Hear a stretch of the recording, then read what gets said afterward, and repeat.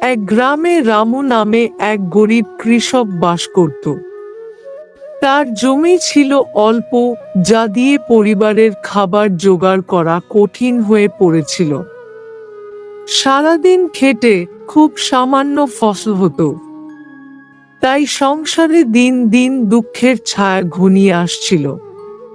একদিন গ্রামের জমিদার রামুকে ডেকে বলল, তোমার জমিতে ভালো ফসল হয় না, তাই তুমি আমার জমিতে কাজ কর। বিনিময়ে তোমাকে কিছু মজুরি দেব। রামু রাজি হলো, কারণ অন্য কোনো উপায় ছিল না। কিন্তু জমিদারের জমিতে কাজ করেও রামুর সংসারে সুখ এল না। জমিদার তাকে ন্যায্য মজুরি দিত না। তবু রামু মন দিয়ে কাজ করত, কারণ তার নিজের কোনো বিকল্প ছিল না। একদিন এক সাধু তার গ্রামের পাশ দিয়ে যাচ্ছিলেন।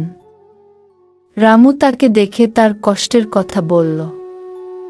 সাধু তাকে বললেন, কঠোর পরিশ্রম আর সততার মাধ্যমে তুমি একদিন সফল হবে। কখনো হাল ছেড়ো না।